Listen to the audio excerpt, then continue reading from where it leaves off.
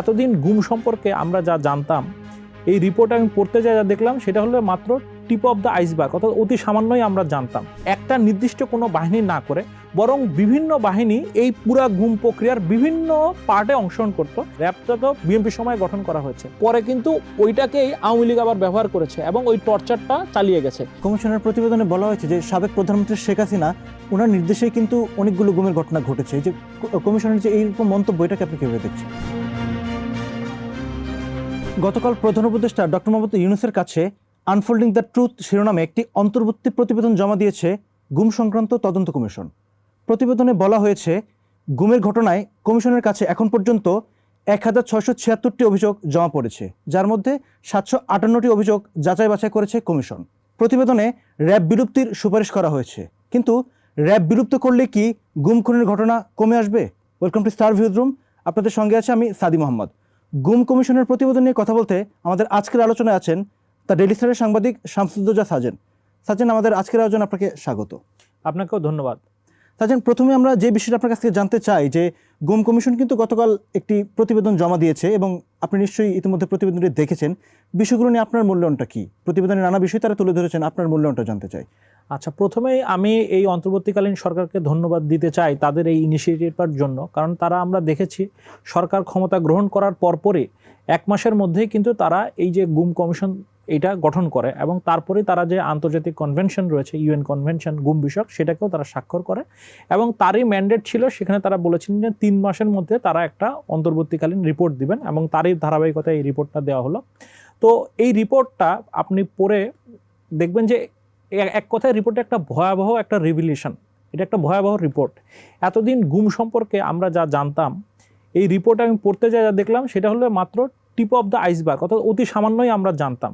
একটা ভয়াবহভাবে বাংলাদেশের পুরো রাষ্ট্র ব্যবস্থাকে, তার জনগণকে অত্যাচার করার, নির্যাতন করার, গুম করার, হত্যা করার জন্য কিভাবে একটা কাঠামো গড়ে উঠেছিল গত 15 বছরে, সেই পুরা বিষয়টা একটা আভাস পাওয়া যায় এই অন্তর্বর্তীকালীন রিপোর্টে। এবং তারা বলেছেন তারা সামনে আরও ডিটেল রিপোর্টগুলো দিবেন এবং ফাইনাল রিপোর্ট দিবেন।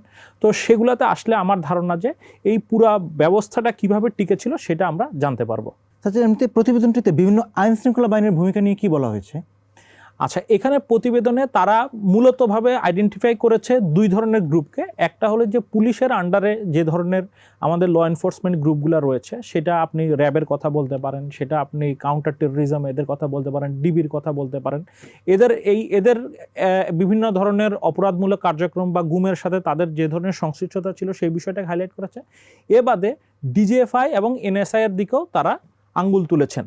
তো ফলে এদের ইনভলভমেন্টের পুরা প্রক্রিয়াটা, সেটাকে তারা একদম আলাদা আলাদাভাবে প্রতিটি বাহিনী কিভাবে করেছে সেটা না দিয়ে বরং তারা একটা জেনারেল ট্রেন্ড আকারে তারা তুলে ধরেছেন। সেখানে তারা দেখিয়েছেন যে কিভাবে একজন ব্যক্তিকে, যাকে গুম করা হবে, তাকে কিভাবে টার্গেট করা হয়, তাকে কিভাবে সার্ভেইলেন্সের আন্ডারে নিয়ে আসা হয়, পরবর্তীতে তাকে কিভাবে অ্যাবডাক্ট করা হয় বা তাকে কিভাবে গুম করা হয়, গুম করার পরবর্তী সময়ে কোথায় তাকে ডিটেন করে রাখা হয়, কোথায় আটকে রাখা হয়, এবং পুরো প্রক্রিয়াটা, এবং তাদের মধ্যে কাউকে হয়তো বা মেরে ফেলতেছে, কাউকে হয়তো বা কোনো মামলায় দেখায় জেলে দিয়ে দিচ্ছে, এই পুরো প্রক্রিয়াটাকে কিন্তু তারা একটা চিত্র এখানে দিয়েছেন। তো ফলে সেই হিসেবে এটা যতটা না একটা ইন্ডিভিজুয়াল বাহিনীর আসলে বিষয় না, বরং তারা দেখিয়েছেন যে এই যতগুলো বাহিনীর কথা বললাম তারা মিলেমিশেই কিন্তু এই গুমের কাজটা করতো। এবং এটার পিছনে আবার একটা সুস্পষ্ট উদ্দেশ্য আছে, যেটাকে কমিশন খুব সুনির্দিষ্টভাবে চিহ্নিত করেছে। তারা বলছে যে এই যে একটা নির্দিষ্ট কোনো বাহিনী না করে বরং বিভিন্ন বাহিনী এই পুরা গুম প্রক্রিয়ার বিভিন্ন পার্টে অংশগ্রহণ করত। এর মূল উদ্দেশ্য ছিল যে রেসপন্সিবিলিটিটা কার, অর্থাৎ কে গুমের অন্যায়টি করেছে যাতে এটাকে ট্রেস করা না যায়, এবং এটা সচেতনভাবে করা। এবং গুম কমিশনের রিপোর্টে বারবার একটু পরপর এই কথাটা বারবার বলা হচ্ছে যে এই পুরাটা একটা খুবই ডিজাইনড একটা ওয়ে। এবং এটা শুধুমাত্র যে এই বাহিনীগুলো রয়েছে তা না, এই যে টার্গেটিং যে প্রক্রিয়া, সেখানে স্পষ্টভাবে বলা আছে যে এইটা হায়ার কমান্ড, অর্থাৎ এই ধরনের বাহিনীগুলোরও উপরের পর্যায়ে যারা লোকজন, পলিটিক্যাল নেতৃবৃন্দ, তাদের সরাসরি কথা আছে, এমনকি শেখ হাসিনার কথাও এর মধ্যে আছে। তো ফলে এই যে পুরা বিষয়টা, এই পুরা বিভিন্ন বাহিনীর অংশগ্রহণের যে বিষয়টাকে, এটা ছিল মূলত এই পুরো অপরাধটা তারা যে করতো, অর্থাৎ সবগুলা বাহিনী মিলে যে অপরাধ করতো, সেটাকে ঢাকার একটা প্রচেষ্টা। কমিশনের যিনি প্রধান অবসরপ্রাপ্ত বিচারপতি মাইনুল ইসলাম চৌধুরী, তিনি কিন্তু আমরা দেখলাম যে প্রধান উপদেষ্টাকে আয়নাঘর পরিদর্শনের এক ধরনের আহ্বান জানিয়েছেন। কিন্তু এখন যে প্রশ্ন যে আয়নাঘরগুলো আসলে কোথায়, কিংবা আমরা কি সবগুলো গুমঘরের খোঁজ পেয়েছি? আরেকটি প্রশ্ন যেটা একই সাথে করতে চাই, যে প্রতিবেদনে আয়নাঘর সম্পর্কে কি কিছু বলা হয়েছে? এখানে যে জিনিসটা তারা এই যে লেটেস্ট যে প্রতিবেদনে, সেখানে তারা বলছে যে ঢাকা এবং চট্টগ্রামের এই যে বিভিন্ন বাহিনীগুলোর আমরা কথা বললাম, তাদের 12টির মতো অফিসে তারা গিয়েছে এবং সেখানে তারা 8টি ডিটেনশন সেন্টার পেয়েছে, যেগুলোকে আমরা কমনলি আর কি আয়নাঘর হিসেবে জানি। তো এটা তাদের আপডেট। এখন এর বাইরে দেশের অন্যান্য জায়গায়ও আছে কিনা সেই বিষয়টা তারা এখনো বলেনি, বা তারা এখনো হয়তো ওই জায়গাগুলো ভিজিট করেন। তো ফলে আমার ধারণা যে সেটার হয়তো বা সংখ্যা আরও বেশি হবে, এটা একটা বিষয়। আরেকটা হলো যে তারা যে প্রধান উপদেষ্টাকে এই আয়নাঘর এই জায়গাগুলো ভিজিট করার কথা বলেছেন, এটার পিছনে তারা একটা যুক্তিও দেখিয়েছেন। তারা বলছেন যে এর আগে যখন ডক্টর ইউনূস তিনি বলেছেন যে এই গুম কমিশন যে ধরনের প্রতিবেদনগুলো দিবে, যে ধরনের ফাইন্ডিংসগুলো দিবে, এগুলো তো খুবই স্পর্শকাতর ফাইন্ডিংস। তো এগুলার ব্যাপারে এবং যারা এই গুমের শিকার হয়েছে তারা যাতে ন্যায্য বিচার পায়, এই ব্যাপারে সর্বাত্মক সহায়তা তিনি দিবেন। এবং তারপর পরেই এই গুম কমিশনের বক্তব্য অনুযায়ী অনেক মানুষ তারা আসলে এই গুমের ঘটনাগুলো রিপোর্ট করে, অর্থাৎ তারা ওই সাহসটা পায় যে করে। তো ওই কারণে তিনি বলছেন যে যখন ডক্টর ইউনূস তিনি এই জায়গাগুলো ভিজিট করবেন, তখন তিনি এখানে কি ধরনের ভয়াবহ একটা টর্চার সিস্টেম গড়ে উঠেছিল সেটা সম্পর্কে তিনি যেমন নিজে সম্যক একটা উপলব্ধি তার হবে, এবং একই সাথে তিনি জনগণকেও ওই বিষয়ে আরও বেশি আশ্বস্ত করতে পারবেন যাতে এই ধরনের যে প্রতিষ্ঠানগুলো সেগুলো আর পুনরায় মানুষের টর্চার কাজে ব্যবহার না হয়। তখন এই গুম কমিশনের ধারণা যে এইটা আহ্বান তিনি যখন জানাবেন, তখন আরও মানুষ তারা আসলে মুখ খুলবে, কারণ তারা মনে করছে এখনও অনেক মানুষ আসলে আশঙ্কায় আছে যে তারা যদি গুমের কথাগুলো বলে তাহলে তারা পুনরায় টর্চারের শিকার হতে পারে। কমিশনের প্রতিবেদনে বলা হয়েছে যে সাবেক প্রধানমন্ত্রী শেখ হাসিনা ওনার নির্দেশেই কিন্তু অনেকগুলো গুমের ঘটনা ঘটেছে। এই যে কমিশনের যে এইরকম মন্তব্য, এটাকে আপনি কিভাবে দেখছেন? আচ্ছা, এখানে ওনারা একদম স্পষ্ট বলেছেন, যেমন হলো যে হুম্মাম কাদের চৌধুরী, তাকে যখন গুম করা হয়, তাকে যখন আবার পরে ছেড়ে দেওয়া হয়, তখন তাকে বলা হয়েছে যে প্রাইম মিনিস্টার আপনাকে একটা সেকেন্ড চান্স দিয়েছেন। তো এইটার উদাহরণটা তারা সরাসরি তাদের এই রিপোর্টে দিয়েছে। এ বাদেও তারা বলছে যে এই যে আমরা বললাম যে তাদের যে ধাপগুলো, একটা প্রথমে কাকে গুম করা হবে, টার্গেট করা। তো টার্গেট করার ক্ষেত্রে ওনারা দুই রকম ট্রেন্ড দেখেছেন। একটা হলো যে বাহিনীগুলো তারা নিজেরাই টার্গেট করে কাউকে, আরেকটা হলো যে পলিটিক্যালি তাদেরকে বলা হয় যে কাকে টার্গেট করতে হবে। যেমন এই যে নারায়ণগঞ্জের 7 খুনের ঘটনা, ওটাও কিন্তু হলো হায়ার কমান্ড থেকে এসেছিল। তো ফলে এই যে শেখ হাসিনার ইনভলভমেন্ট বা আদার যে পলিটিক্যাল যে এলিটরা ছিল বা পলিটিক্যাল পার্টির যে নেতৃবৃন্দ ছিল, তাদেরও যে ইনভলভমেন্ট, এই বিষয়গুলো কিন্তু এই গুমের প্রতিবেদনের মধ্যে আসতেছে। এবং তারা যখন সামনে আরও রিপোর্ট দিবেন, কারণ এটা একটা জাস্ট হলো একটা অ্যাবস্ট্রাক্টের মতো, সেখানেই তারা এই পয়েন্টগুলোকে হাইলাইট করেছেন। তো ওই পূর্ণাঙ্গ রিপোর্ট পেলে আমরা আরও একটা পুরোপুরি চেহারা পাবো। কিন্তু প্রতিবেদনে কমিশন কিন্তু র্যাব বিলুপ্তির সুপারিশ করেছে। কিন্তু আপনি কি মনে করছেন যে র্যাব বিলুপ্ত করলেই কি গুমের সংখ্যা কমে আসবে, গুমের ঘটনা কমে যাবে? আপনি কি? আচ্ছা, এখানে একটা বড় বিষয় হলো যে দেখা গেছে যে এই যে গুমের যে ঘটনাগুলোর মধ্যে এটা বড় আকারে র্যাবের একটা ইনভলভমেন্ট আছে, সেখানে ওই কারণে হয়তোবা কথাটা আসছে। তবে এখানে যেমন এখানে আমরা দেখবেন যে বিএমপিও তারা বলেছে যে এই যে র্যাব ধারাবাহিকভাবে যে মানবাধিকার লঙ্ঘন করেছে বা এক্সট্রা জুডিশিয়াল কিলিং, এগুলোর কারণেও তারা কিন্তু পুলিশ কমিশনের কাছে যে মিটিংটা হয়েছে সেখানে তারা র্যাবের বিলুপ্তির কথা বলেছে। তো আমার মনে হয় যে র্যাব প্রতিষ্ঠিত, এটা তো বিএমপির সময় থেকে হয়েছিল, এবং প্রতিষ্ঠার হওয়ার পর থেকে এখন পর্যন্ত তাদের যে ভূমিকা এবং তাদের যিনি প্রধান তিনি নিজেও স্বীকার করেছেন, এরপরে আসলে এই ধরনের একটা বাহিনী থাকতে পারে না। এবং এখানে একটা জিনিস বলি, মওদুদ আহমেদ তো যখন এই র্যাবটা গঠিত হয় তখন মওদুদ আহমেদ তিনি আইনমন্ত্রী ছিলেন। তো তার বইয়ে তিনি লিখছেন যে র্যাবের গঠন সম্পর্কে, যে র্যাবের যখন গঠনের আলোচনা চলছিল তার আগে কিন্তু হলো অপারেশন ক্লিন হার্ট যেটা হয়েছিল, তারপরে এই র্যাবের গঠনে আসে। তো তখন হোম মিনিস্ট্রি থেকে বারবার বলা হচ্ছিল যে আমরা রক্ষী বাহিনীর মতো একটা বাহিনী গঠন করি। এবং তখন মওদুদ আহমেদ বলতেছে যে এই যে রক্ষী বাহিনীর যে একটা ভয়াবহ ইতিহাস, যে মানুষের উপর নির্যাতনের যে ইতিহাস শেখ মুজিবের আমলে, সেটা কিন্তু আমরা জানি। তা সত্ত্বেও কিন্তু তখন বলা হচ্ছে যে এরকম একটা বাহিনী গঠন করার কথা, এবং সেটা নিয়ে সমালোচনাও ছিল। তারপরে কিন্তু শেষ পর্যন্ত র্যাবটা গঠন করা হয়েছে। তো ফলে বিএনপির কিন্তু নিজেরও একটা বড় দায় আছে এই যে র্যাবটা, এবং আমার মনে হয় যে মানে তাদেরও ওই বিষয়টা স্বীকার করা উচিত। তো যাই হোক, তাদের সেই উপলব্ধির জন্য তাদেরকে ধন্যবাদ। এবং তারা যে বিষয়টি বলছে, এবং আমরা এই গুমের প্রতিবেদন এগুলো আরও বের হলে আরও আমরা স্পষ্ট বুঝতে পারবো। কিন্তু ওভারঅল আমাদের সাংবাদিকতায় আমরা যত ধরনের রিপোর্টিং দিচ্ছি র্যাবের, আসলে এই ধরনের বাহিনী থাকার কোনো প্রশ্নই নেই। এবং এটা শুধুমাত্র র্যাবের কথাটা দিয়ে শেষ নয়, কারণ তারা একটা জায়গায় যে সার্ভেলেন্সের যে পার্টটা, সেখানে তারা স্পষ্ট বলছে এই যে যাদেরকে গুমের জন্য টার্গেট করা হতো তাদেরকে যে কনস্ট্যান্ট একটা সার্ভেলেন্সের মধ্যে রাখা হতো, নজরদারির মধ্যে রাখা হতো, সেই ব্যাপারে কাজ করতো কিন্তু এই যে যারা এনটিএমসির কথা তারা বলছে, অর্থাৎ যারা আমাদের টেলিফোনগুলো মনিটর করে তাদের একদম সরাসরি, এবং তার আগে এনটিএমসির আগে যে অংশটা এনএমসি নামে ছিল, যেটা ডিজিএফআইয়ের মধ্যে ছিল, তারা কিন্তু সরাসরি এই ইন্টেলিজেন্সগুলো প্রোভাইড করতো যে যাকে গুম করা হবে, টার্গেট করা হয়েছে, সে কোথায় আছে, তাকে কিভাবে, এখন তার অবস্থান কোথায়, তাকে হয়তো ফোন একটা ফেক কল দিয়ে তাকে দেখা হচ্ছে, বা তার কার সাথে কি কথা হচ্ছে। অর্থাৎ একটা মানুষের যে ব্যক্তিগত মানে তার যে সুরক্ষা, তার যে নিরাপত্তা, তার যে গোপনীয়তা, এগুলাকে এত বাজেভাবে লঙ্ঘন করেছে, এটা ভয়াবহ চিত্র ফুটে উঠেছে। তো সেখানে শুধু র্যাব না, সেখানে অন্য বাহিনীগুলো জড়িত এবং এনটিএমসি বিশেষভাবে জড়িত।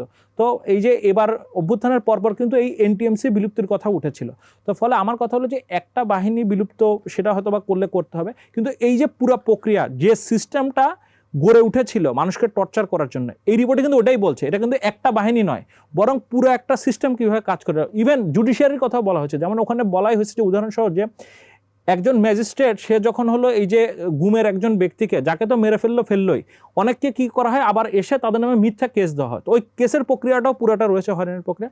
আবার ওই কেসের প্রক্রিয়া অংশে যে ম্যাজিস্ট্রেটের সামনে তার স্টেটমেন্ট নেওয়া হচ্ছে, সেই ম্যাজিস্ট্রেটও কিন্তু প্রপারলি ভেরিফাই করছে না। আবার যে ইনভেস্টিগেটিভ অফিসারকে দায়িত্ব দেওয়া হচ্ছে, সে দেখা যাচ্ছে ওই যারা গুম করেছে তারই সদস্য। তার মানে পুরা প্রক্রিয়াটা, সেটা আপনি পুলিশ বলেন, সেটা আইন বলেন, সেটা বিচার বিভাগ বলেন, এবং তার সাথে পলিটিক্যাল যে পার্টি, এই পুরোটা মিলে কিন্তু এই সিস্টেমটা করেছে। ফলে জাস্ট একটা বাহিনীকে আপনি বাদ দিলেন, সিস্টেমটা চলে গেল, এরকম না, আমাদেরকে সংস্কারটা পুরোটা মিলে করতে হবে। শেষ একটা বিষয় জানতে চাই যে কমিশনের প্রধান কিন্তু আরও একটি কথা বলেছেন যে গুম থেকে ফিরে আসা অনেকেই এখনো শঙ্কামুক্ত হতে পারছেন না। কেন, এর কারণ কি, কেন তারা এখনো শঙ্কামুক্ত হতে পারছেন না? আচ্ছা, একটা জিনিস দেখেন যে এইখানে মানে আমাদের এখন পর্যন্ত যে ব্যবস্থাটা রয়েছে, সেখানে দেখেন যে তারা বলছেন যে তাদের ধারণা 3500-র বেশি এরকম কেস হবে। কিন্তু এতদিন পর্যন্ত আমরা যে ধরনের স্ট্যাটিস্টিক্সগুলো জানতাম, সেটা হলো কি, যেমন অধিকারের যদি আমরা স্ট্যাটিস্টিক্সটা বলি, সেটা তারা বলেছিল যে এরকম 700-750-র মতো হবে ডিসঅ্যাপিয়ারেন্সের নাম্বারটা। সেখানে এই মাত্র কমিশন গঠনের 3 মাসের মধ্যে আমরা সেখানে দেখছি যে এখানে 1600-র বেশি কেসের অলরেডি হয়েছে, এবং কমিশন ধারণা করছে যে এটা প্রায় আরও অলমোস্ট ডাবল হবে। তো এর বড় কারণটা কিন্তু যে দেখা যাচ্ছে যে মানুষ কিন্তু কথা বলতে ভয়টা ছিল, অর্থাৎ আগে তো তাই এতই ভয় ছিল যে কারণে আমরা 700-র মতো কেস পাচ্ছি। তারপর সরকারের বিভিন্ন রকম তারা আশ্বাস দেওয়ার পরে সেটার পরিমাণ 1600 আসছে, এবং তারা নিজেরাই গুম কমিশন বলছে যে সরকার যদি এই বিষয়ে মানুষকে পূর্ণাঙ্গ একটা আশ্বাস দিতে পারে যে তাদের বিরুদ্ধে পুনরায় এই ধরনের তারা ঝুঁকির মধ্যে পড়বে না, তাহলে হয়তো সেটা সংখ্যাটা আরও বাড়বে। তার মানে অর্থাৎ এখনও কিন্তু আপনি ওই নিরাপদ পরিবেশটা আপনি কিন্তু নিশ্চিত করতে পারেননি। এবং এই যে সংস্কারের কথাগুলো বলা হচ্ছে, মানুষ কিন্তু এখনও কিন্তু পুরোপুরি ওটা আস্থায় আসতে পারেননি যে আসলেই এই যে পুরো সিস্টেম, কারণ এটা একটা কোনো বাহিনী না, একটা কোনো ব্যক্তি না, পুরো সিস্টেমটা ইনভলভ ছিল। তো এত বড় সংস্কার কি আসলে এই সরকার করতে পারবে কিনা? যদি না করতে পারে তাহলে কিন্তু পরের ভবিষ্যতে এরাই কিন্তু আবার ভিকটিম হবে। তো ফলে সেই আশঙ্কাটা আমার মনে হয় যে বড় আকারে রয়েছে। এবং এখানে আমি এই জন্য একটা বলতে চাই যে এই কমিশনের রিপোর্টে তারাও মানে বড় আকারে উল্লেখ করেছে যে এটা শুধুমাত্র কিছু বাহিনী সংস্কারের বিষয় না, এটা একটা বড় আকারে পলিটিক্যাল উইলেরও বিষয়। কারণ আমরা যেমন বিএনপির কথাটা যে কারণে আপনাকে বললাম, দেখেন যে র্যাবের কথা বলা হচ্ছে, র্যাবটা তো বিএনপির সময় গঠন করা হয়েছে, এবং পরে কিন্তু ওইটাকেই আওয়ামী লীগ আবার ব্যবহার করেছে এবং ওই টর্চারটা চালিয়ে গেছে। আবার সেই র্যাবের আইডিয়াটা এসেছিল যে আওয়ামী লীগের সেই শেখ মুজিবের সময়ের যে বাকশাল ছিল এবং সেটার যে রক্ষী বাহিনী ছিল, সেই আইডিয়া থেকে এসেছে। অর্থাৎ তার মানে পলিটিক্যাল পার্টিগুলা তারা কিন্তু মুখে নানা রকম বিরোধিতা করলেও তাদের কিন্তু ওই উইলটার অভাব আছে যে আমরা যখন ক্ষমতায় যাব আমরা কিন্তু মানুষকে নির্যাতন করব না। এই যে বিষয়টা, এই কমিটমেন্টটা, এই কথাটা কিন্তু তাদেরকে আসলে এটা পলিটিক্যালি এই সলিউশনটা হইতে হবে। তার সাথে প্রয়োজনীয় যে সংস্কার, সেটার জন্য ইন্টারন্যাশনাল একদম মানে ক্লিয়ার গাইডলাইন আছে। যেমন বাংলাদেশ গুম কনভেনশন যেটাতে সাইন করেছে, সেখানে কিন্তু ক্লিয়ারলি বলা আছে যে বাংলাদেশকে কি করতে হবে এবং বাংলাদেশের যে ডোমেস্টিক ল সেটার মধ্যে কি ধরনের রিফর্ম আনতে হবে যাতে এই প্রসেসগুলোকে মানে প্রসেসগুলো যাতে পরিষ্কারভাবে মানে বিচার করা যায় সেই বিষয়টা। এবং এখানে আরেকটা জিনিস একটা বলা দরকার যে বড় আকারে এখনো পর্যন্ত যে যেমন তারা যে এই যে 1600-র বেশি যে কেসটা নিয়ে করেছে, তার ভিতরে তারা বলছে যে 758-র মতো কেস তারা এখন পর্যন্ত পর্যালোচনা করতে পেরেছে, এবং সেটার মধ্যে 73% লোক তারা ফেরত এসেছে। আর যেটা প্রায় 200-র মতো লোক, অর্থাৎ 23%-এর ব্যাপারে তারা কিন্তু এখনো জানে না। তো এরা কি এদেরকে মেরে ফেলা হয়েছে নাকি এরা বিভিন্ন জায়গায় আটকা আছে, তো সেটার ক্ষেত্রে কিন্তু তাদের একটা ক্লিয়ার মেসেজ দিতে হবে। এবং এই মেসেজের ক্ষেত্রে একটা স্পষ্ট বক্তব্যও এই কমিশনের রিপোর্টটার মধ্যে আছে, সেটা হলো যে গুম করাটা এটা অন্য ধরনের যে বিভিন্ন রকম যে ক্রাইমগুলো আছে তার থেকে এটা ডিফারেন্ট। কেন ডিফারেন্ট? সেটা হলো আপনি একটা লোককে যখন আটকে রাখছেন, প্রতিদিনই যে এক এক দিন করে বাড়ছে তার আটকে থাকার দিন, প্রতিদিনই কিন্তু এক একটা করে ক্রাইম হচ্ছে, মানে এটা একটা কন্টিনিউয়াস ক্রাইম। তো ফলে যদি এখনো যেসব ব্যক্তিরা হয়তো গুমের শিকার হয়ে আছেন, যারা এখনো ফেরত আসেননি, তাদেরকে যারা আটকে রেখেছে, এই যে বিভিন্ন বাহিনী যারা আটকে রেখেছে, তাদের কাছে এই ক্লিয়ারলি মেসেজটা যেতে হবে যে যদি পরবর্তীতে আরও লোক যাদেরকে পাওয়া যাবে, যাদেরকে এখনো যারা গুমের শিকার হয়েছে, তাহলে কিন্তু অবশ্যই তারা বিচারের সম্মুখীন হবে, যেসব বাহিনী এই প্রক্রিয়ার মধ্যে রয়েছে। এবং একই সাথে সেখানে আরেকটা গুরুত্বপূর্ণ কথা বলা, সেটা হচ্ছে যে সুপিরিয়র রেসপন্সিবিলিটি। সেটার ক্ষেত্রেও একটা বিষয়টা হলো যে আমরা এই যে বললাম যে তারা গুমটা এমনভাবে করতো যাতে একজনের কাঁধে আর কি রেসপন্সিবিলিটি না পড়ে এবং কাকে আপনি যাতে আইডেন্টিফাই না করতে পারেন এটা। তো বলছে যে এটা হয়তো বা ছোট নিচের দিককার অফিসার তারা না জানতে পারে, কিন্তু উপরের দিকে যারা অফিসার রয়েছে তারা কিন্তু ঠিকই জানবে। ফলে আপনি যে ওই যে এড়িয়ে যাবেন যে আমি সরাসরি এর মধ্যে যুক্ত নয়, সেটার কিন্তু কোনো সুযোগ নাই। তো ফলে আমার মনে হয় যে এই গুম কমিশন তারা 5 জনের একটা টিম, এবং এইটার যে ব্যাপকতা, এই যে পুরা টর্চার যে সিস্টেমের ব্যাপকতা, আমার কাছে মনে হয় যে এই 5 জন এটা আসলে যথেষ্ট নয়। এই টিমটাকে আরও শক্তিশালী করা উচিত এবং তাদের কাজের গতিটা অনেক বাড়ানো উচিত। কারণ কি, ওই যে আপনাকে বললাম যে একটা মানুষ এখনও যদি কোনো ব্যক্তি আরও একদিনও যদি উনি গুম হয়ে থাকেন, তাহলে এটা কিন্তু একটা এই রাষ্ট্র কিন্তু অর্থাৎ এই সরকার কিন্তু সেই অপরাধের পার্টটা হয়ে যাচ্ছে, এবং তাদেরকে অবশ্যই ওই ব্যাপারটা অ্যাড্রেস করতে হবে। তার আমাদের আজকের আয়োজনে থাকার জন্য আপনাকে অসংখ্য ধন্যবাদ। আপনাকেও ধন্যবাদ। দর্শক, এই ছিল আমাদের আজকের আয়োজন। শিগগির আমরা ফিরবো আপনাদের সামনে নতুন কোনো বিষয় নিয়ে। ভালো থাকুন, সুস্থ থাকুন, ডেইলি স্টারের সঙ্গেই থাকুন।